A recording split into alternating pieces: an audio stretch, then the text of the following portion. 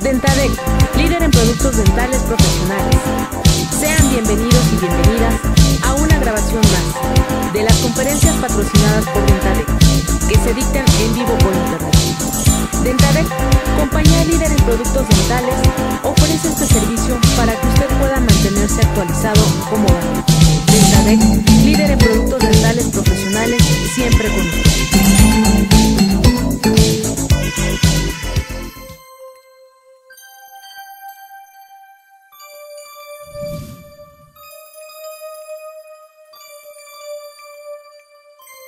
Inteligencia dental. El líder indiscutible y absoluto en educación dental a distancia en idioma castellano. Le da la más cordial bienvenida a esta conferencia grabada. Gracias a nuestros patrocinadores oficiales.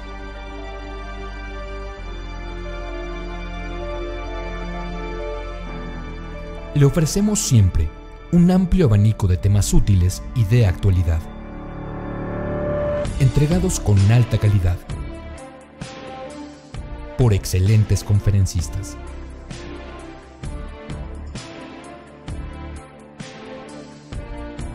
Es un placer recibirle en nuestras conferencias Webex en vivo por internet, con sesión de preguntas y respuestas, o en nuestras conferencias grabadas disponibles en nuestro canal de YouTube.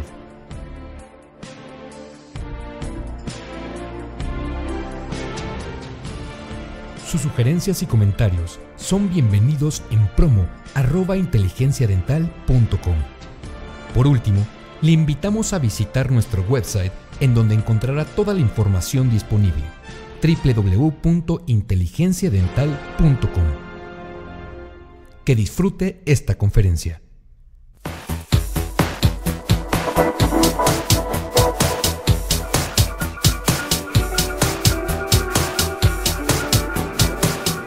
Muy buenos días, les saluda su amigo Héctor Flores. Estamos en la recta final de conferencias del año 2012. La conferencia del día de hoy es una conferencia muy interesante. Les felicito a ustedes, la audiencia, por tomarse el tiempo y por tenernos la confianza de venir a escuchar sobre un tema que, más que una obligación, es una responsabilidad para con la sociedad, para con sus pacientes, para con su personal y desde luego y sobre todo para con ustedes mismos. El manejo de residuos peligrosos, biológico, infeccioso. Tenemos al contador público, que le pusimos el título indebidamente de doctor en nuestra publicidad, pero él es contador público, José Wing. Tiene ya muchos años en este tema, es un experto. Como siempre, les recuerdo que las preguntas nos hagan el favor de reservarlas para el final, ya que José no va a tener acceso a ellas durante su conferencia, pero desde luego que, como siempre, haremos una sesión de preguntas y respuestas. Sin más preámbulo, y siendo las 10 de la mañana, esta conferencia, patrocinada por la compañía Dentadec, espero la disfruten, y dejo con ustedes a el contador público José Wing. Bienvenidas y bienvenidos. Buenos días, estimados doctores y doctoras. Les agradezco mucho su asistencia a esta plática. Esta plática tiene el objetivo de concientizarlos a ustedes en el manejo de los residuos biológicos que se generan en sus consultorios y clínicas por la atención de los pacientes que ahí acuden.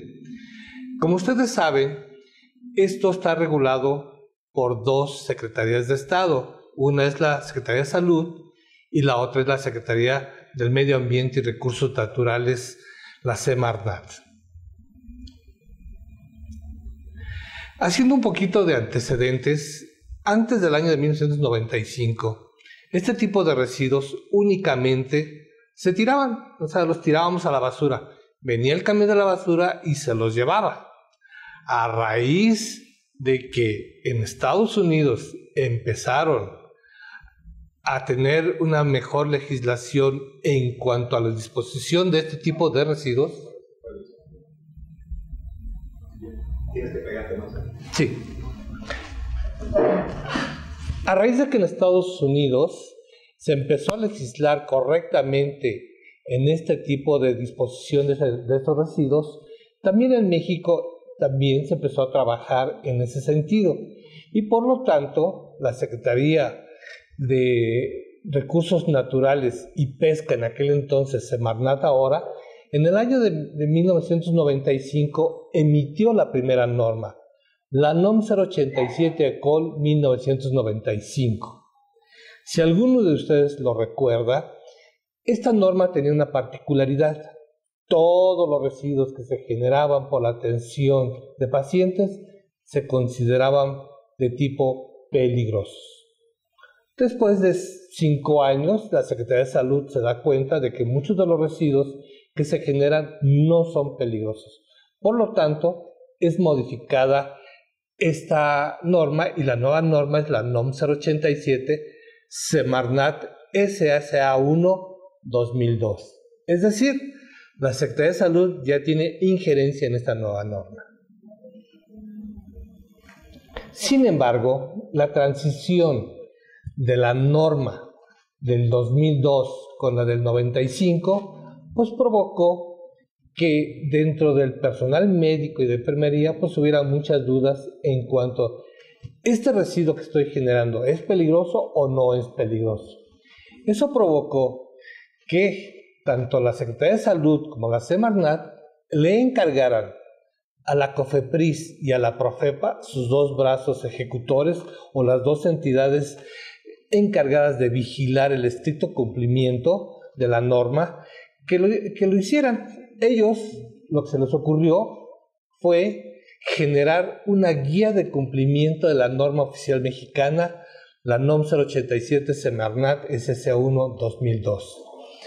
Esta norma o esta guía de cumplimiento de la norma lo que hace es agarrar lo árido de la norma y añadirle imágenes y de esta forma hacer que la presentación sea más amigable. ¿Cuál es el antecedente de la obligatoriedad de cumplir con esta norma? Pues todo estriba dentro de la Ley General del Equilibrio Ecológico y Protección al Ambiente.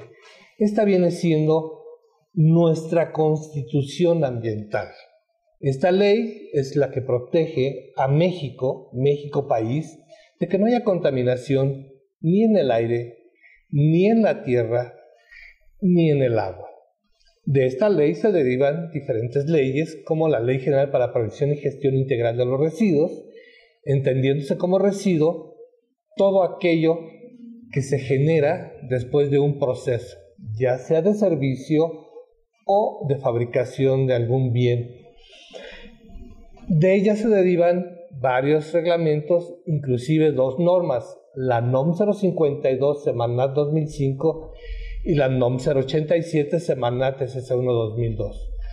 La NOM 052 nos indica de todos los residuos que se generan cuáles son peligrosos y que por lo tanto su disposición debe ser controlada. Y en cuanto se refiere a residuos de tipo biológico, estos están regulados por la NOM 087.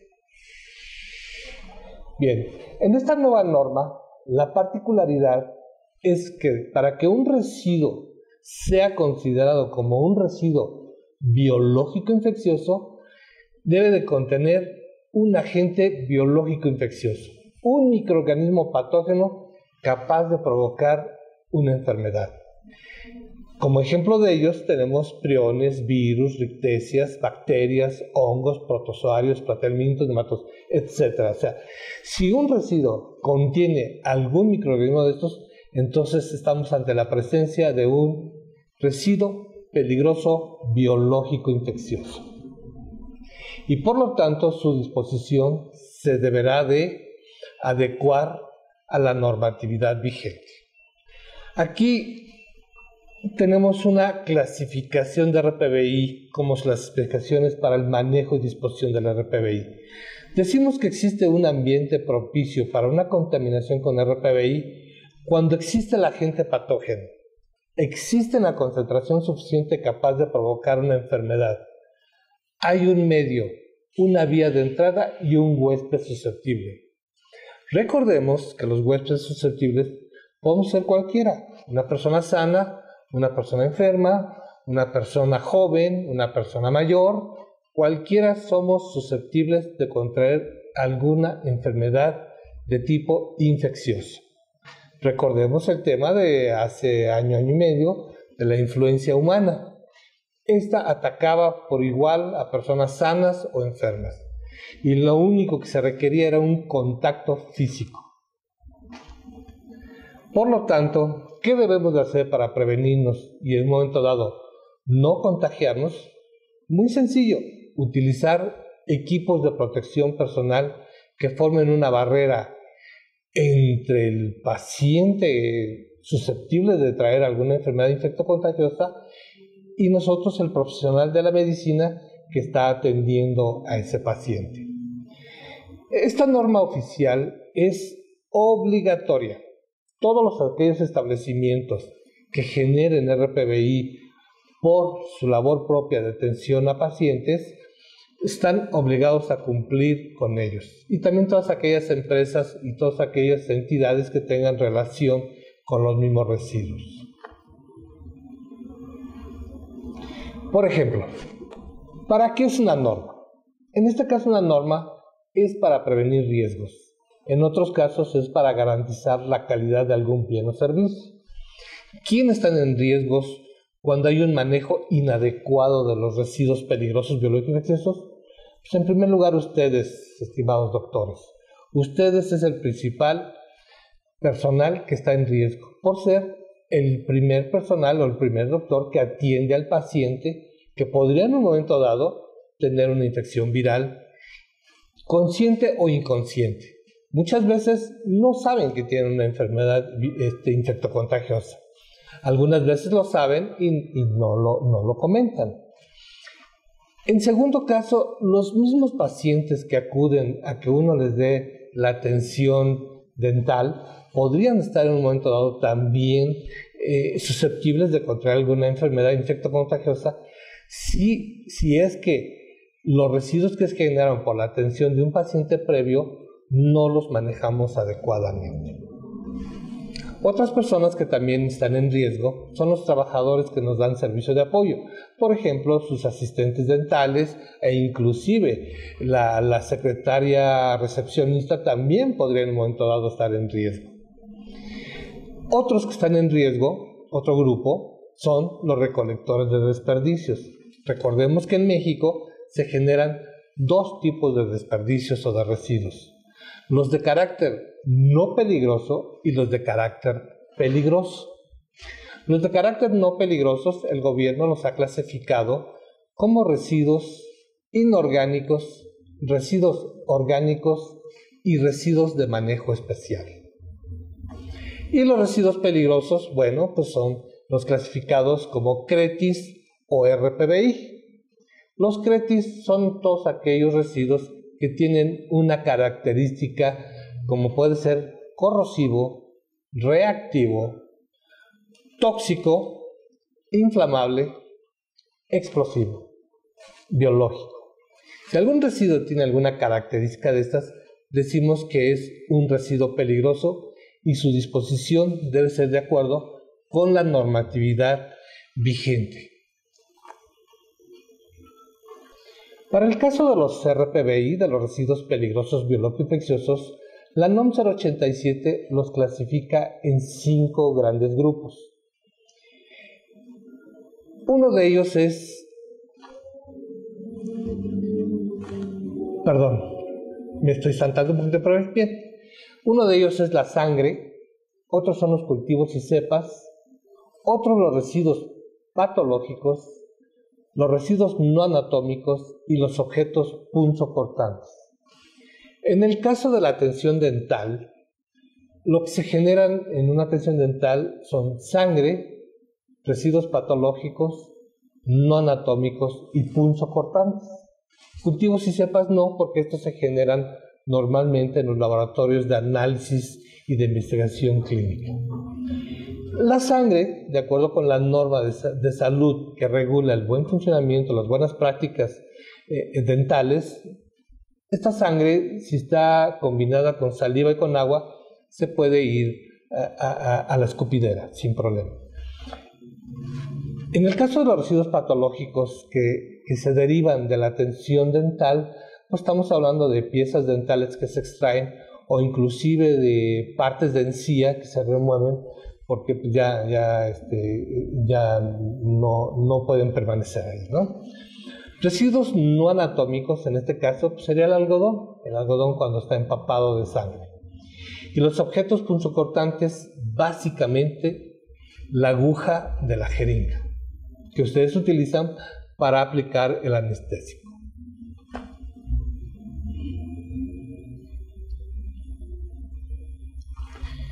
Bien, en el caso de la atención dental, pues la sangre no aplican, diríamos, en esta norma, porque la sangre que se genera generalmente en la atención dental pues es derivada de una extracción de alguna pieza dental y esta, bueno, junto con la saliva se va a la escupidera. Aquí en el caso de la sangre, de acuerdo con la norma, va más bien dirigida hacia hospitales en donde, derivado de una atención quirúrgica, se genera esta sangre. Los cultivos y cepas, bueno, pues son derivados de investigaciones y de análisis clínicos.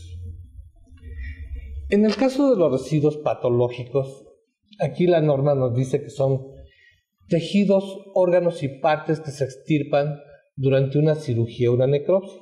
En el caso de ustedes, cuando hacen alguna cirugía, bien, esos residuos se consideran como patológicos. Es decir, cuando ustedes colocan algún implante o extraen alguna pieza dental, bueno, el residuo, el tejido que se remueve es un residuo patológico. Y los residuos anatómicos, pues es el algodón y todo aquel material desechable que ustedes utilizan durante la atención de un paciente dental. Siempre y cuando estos contengan sangre o fluidos corporales. Dentro de los fluidos corporales podemos considerar a la saliva mezclada con sangre. Y objetos punzocortantes, es decir, la aguja de la jeringa hipodérmica con la cual ustedes pues aplican anestésico a los pacientes. También se consideran como punzocortantes las navajas de los bisturís, si es que ustedes utilizan algún bisturí para hacer alguna operación. Estas hojas, una vez utilizadas de bisturí, y estas agujas, una vez inyectado el anestésico, se deben de disponer correctamente en un contenedor para objetos punzocortantes. Una vez que nosotros hemos identificado el residuo que se generó, la obligación es de envasarlo. ¿Cómo lo vamos a envasar? Lo vamos a envasar, por ejemplo, en el caso de los residuos patológicos, en bolsas de color amarillo. Y en el caso de los residuos no anatómicos, en bolsas de color rojo. Y los objetos punzocortantes, las navajas y las agujas, en contenedores de color rojo.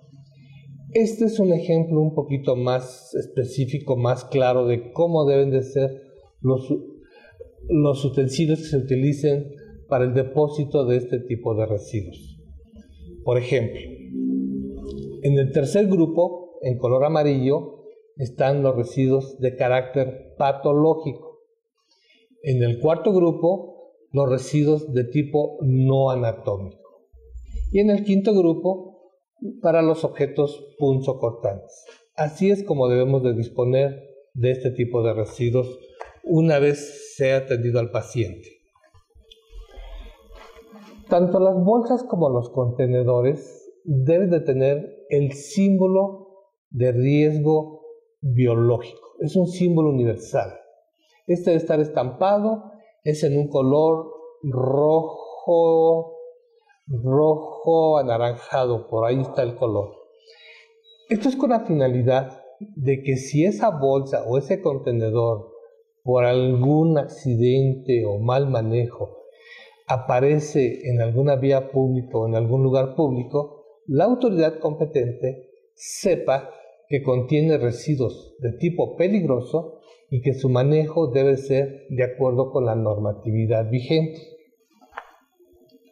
Igual mismo sucede, estas bolsas no deben llenarse a más del 80% de su capacidad, con la finalidad de que al cerrar las bolsas no exista un contacto indeseado con los residuos por parte de la persona que cierra la bolsa. Igual sucede con los contenedores.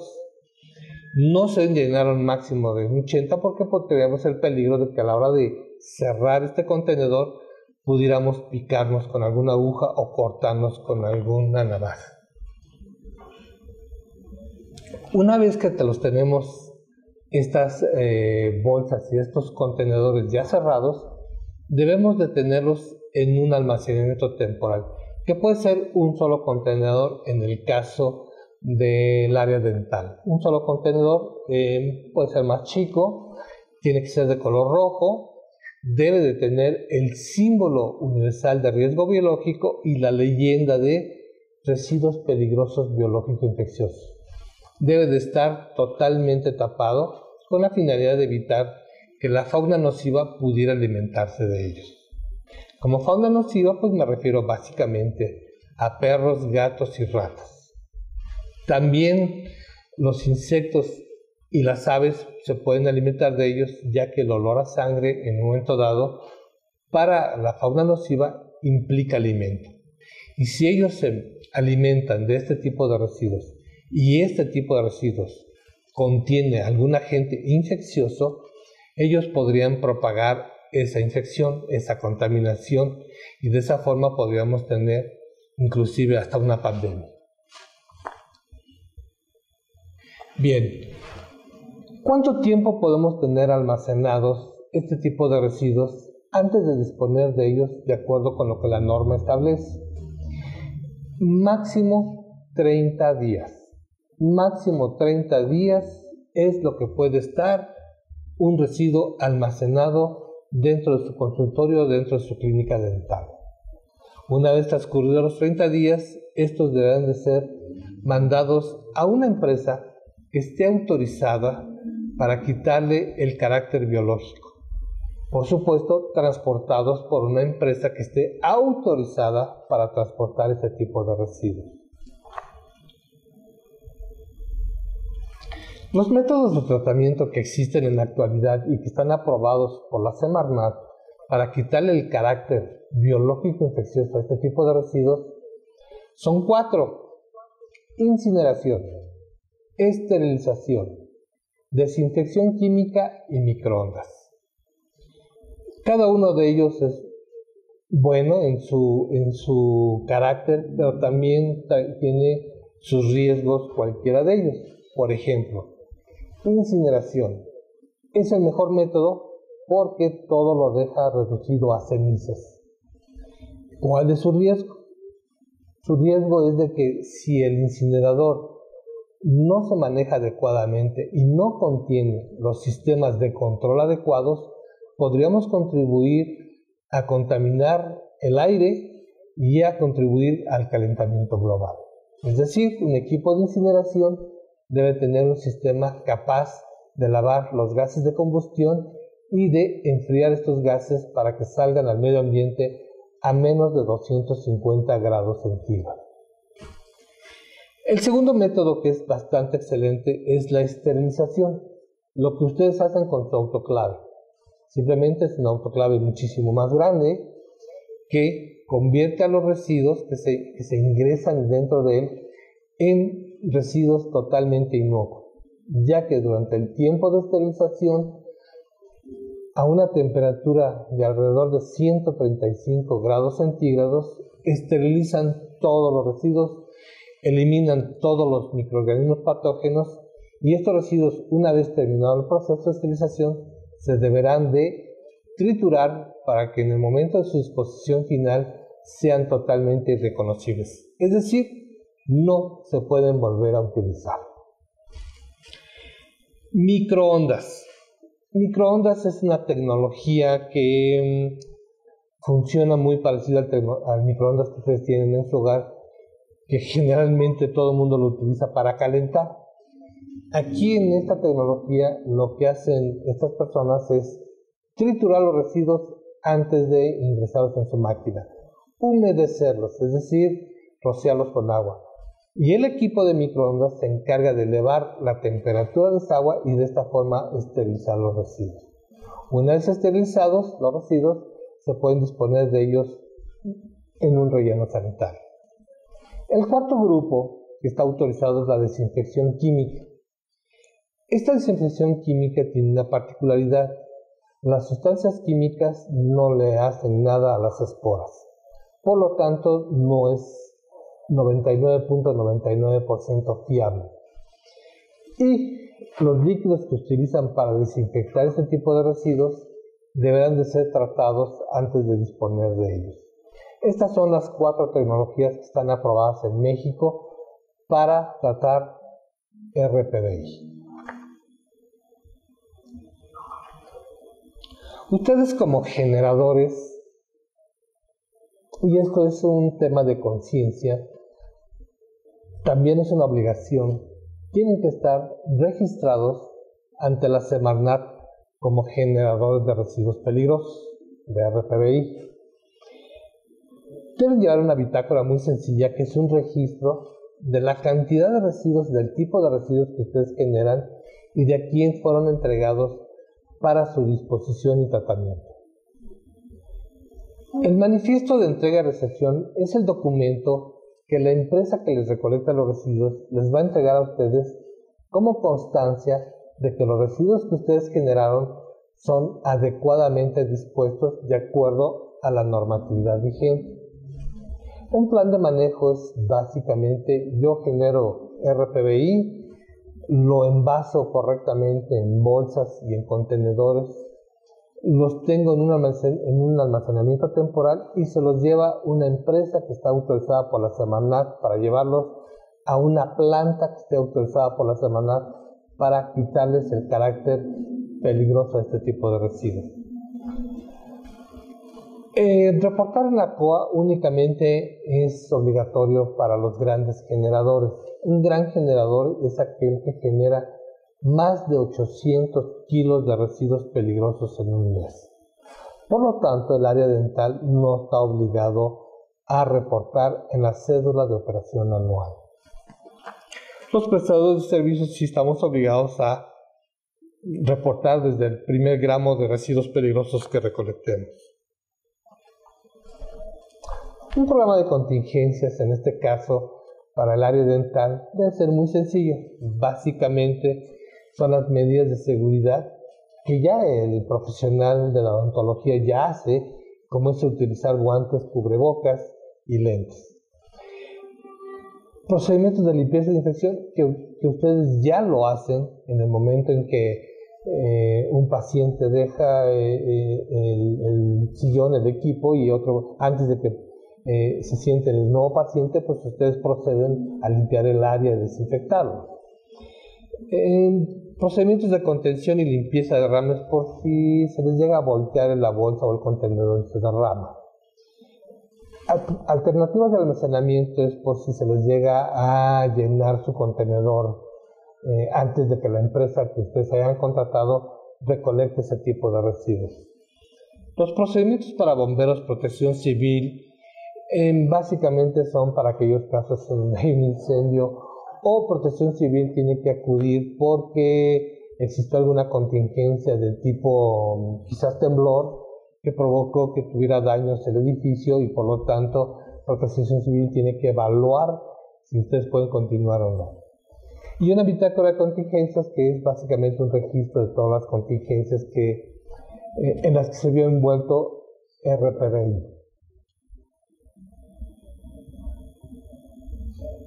Ya. Bien, Capacitación. Esto que estamos teniendo ahorita en este momento es un claro ejemplo de capacitación. Les explico cuál es la norma, les hago ver o los trato de concientizar de que ustedes tienen que cumplir con la norma. Miren, si ustedes no cumplen con la norma y la autoridad no los pesca, pues no pasa nada. El día que la COFEPRIS o la PROFEPA los pesque, bueno, pues entonces tendrán que cumplir y sufrir las consecuencias. Esto es un tema de conciencia, es un tema de no contaminemos a nuestro mundo. En él vivimos todos.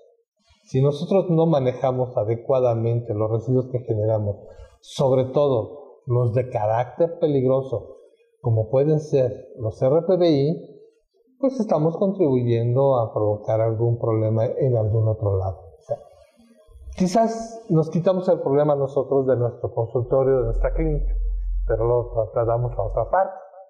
Por lo tanto, pues debemos de hacer conciencia que no deberíamos de provocar esta situación, sino que deberíamos de buscar la forma pues, de cumplir con la normatividad y de esta forma estar tranquilos de que no estamos contribuyendo a contaminar nuestro planeta.